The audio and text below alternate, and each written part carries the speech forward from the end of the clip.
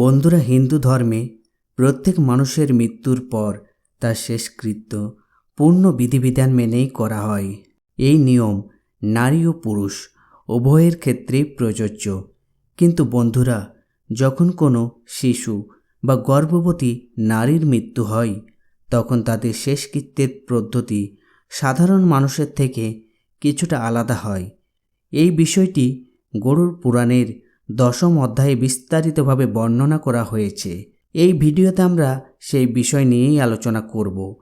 বন্ধুরা, যখন কোনো নারী গর্ভবতী হন, তখন তার শরীরে একটি নয় বরং দুটি আত্মার বাস থাকে। একটি তার নিজের আত্মা এবং অন্যটি তার গর্ভে বেড়ে ওঠা সন্তানের আত্মা। এমন অবস্থায় যদি কোনো গর্ভবতী নারীর মৃত্যু ঘটে, তাহলে প্রথমে তার গর্ভ থেকে শিশুটিকে বের করে নেওয়া উচিত, কারণ মায়ের মৃত্যুর কিছু সময় পরেই গর্ভে থাকা শিশুটিরও মৃত্যু হয়ে যায়। তবে যদি গর্ভবতী নারীর মৃত্যু হঠাৎ ঘটে, তাহলে সম্ভব যে শিশুটি তখনও জীবিত থাকতে পারে এবং তার আত্মা এখনও শরীরেই অবস্থান করছে। এমন পরিস্থিতিতে যদি শিশুটি জীবিত থাকে, তবে তাকে পরিবারের অন্য শিশুদের মতোই লালন পালন করা উচিত। আর যদি শিশুটি মৃত অবস্থায় জন্মায়, তাহলে তার শেষকৃত্য কিভাবে করা হয় তা আমরা এই ভিডিওর পরবর্তী অংশে জানব। নমস্কার বন্ধুরা, আপনাদের সবাইকে আমাদের ইউটিউব চ্যানেলে স্বাগতম। অনুরোধ রইল চ্যানেলটি সাবস্ক্রাইব করে নিন এবং কমেন্ট বক্সে জয় শ্রীকৃষ্ণ লিখে ভগবানের প্রতি কৃতজ্ঞতা জানান। বন্ধুরা, গরুড় পুরাণের 10ম অধ্যায়ে গর্ভবতী নারীর শেষকৃত্যের একটি নির্দিষ্ট পদ্ধতির বর্ণনা পাওয়া যায়। এর অনুযায়ী মৃত গর্ভবতী নারীর শেষকৃত্য গরুড় পুরাণে উল্লেখিত নিয়ম মেনেই করা উচিত। প্রত্যেক মানুষের জীবনের অবস্থার ভিত্তিতে তার শেষকৃত্য নির্ধারিত হয়। একটি নির্দিষ্ট বয়সের পর উপনয়ন সংস্কার সম্পূর্ণ হয় এবং যাদের এই সংস্কার সম্পূর্ণ হয়েছে, তাদের পূর্ণ বিধিবিধান মেনে দাহ সংস্কার করা হয়। নারীদের ক্ষেত্রে উপনয়ন সংস্কার হয় না, বরং বিবাহকে উপনয়নের সমতুল্য ধরা হয়। তাই কোনো নারীর মৃত্যুর পর সযত্নে দাহ সংস্কার, গোদান, অষ্টমহাদান ইত্যাদি ক্রিয়া সম্পূর্ণ করা আবশ্যক।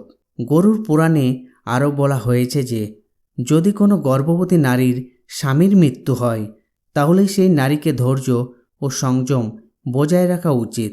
তাকে চিতায় সতী হওয়া উচিত নয়, বরং সন্তানের জন্ম দিয়ে তাকে বড় করে তোলা উচিত। পরে সন্তান স্বনির্ভর হলে সে নিজের ইচ্ছা অনুযায়ী জীবনযাপন করতে পারে। তবে বর্তমানে সতী প্রথা সম্পূর্ণরূপে বিলুপ্ত হয়েছে এবং এই প্রথা আর প্রচলিত নয়। এছাড়াও গরুড় পুরাণে বলা হয়েছে যে, নবজাতক শিশু বা অল্প বয়সে মারা যাওয়া শিশুদের ক্ষেত্রে শেষকৃত্যের পদ্ধতি ভিন্ন। যেহেতু তারা জীবনে কোনো পাপ বা ধর্মকর্ম করেননি, তাই তাদের দাহ সংস্কার করা হয় না, বরং মাটিতে গর্ত করে নির্দিষ্ট রীতি মেনে সমাধি করা হয়। মৃত শিশুর মুখে তুলসী পাতা এবং সোনা বা রূপার একটি ছোট্ট অংশ রাখা হয়।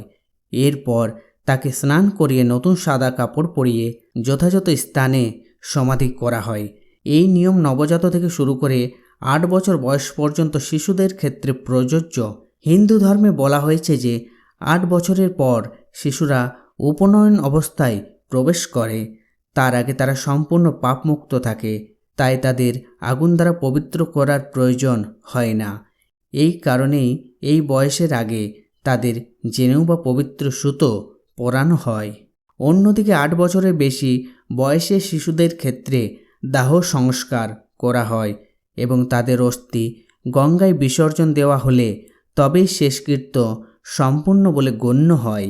এছাড়াও বলা হয়েছে, গর্ভবতী নারীর মৃত্যুর পর যদি মৃত নবজাতক বের হয়, তবে তার শরীরকে দুধে ভাসিয়ে দেওয়ার কথাও উল্লেখ আছে।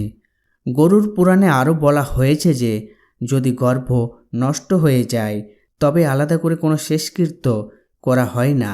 তবে সেই অবস্থায় দুধ দান করা অত্যন্ত শুভ বলে মনে করা হয়। বন্ধুরা, যদি এই ভিডিওটি আপনার ভালো লেগে থাকে, তাহলে লাইক করুন এবং আপনার বন্ধুদের সাথে শেয়ার করুন। এমন আরও ভিডিও দেখার জন্য চ্যানেলটি সাবস্ক্রাইব করে রাখুন। জয় শ্রীকৃষ্ণ। রাধে রাধে।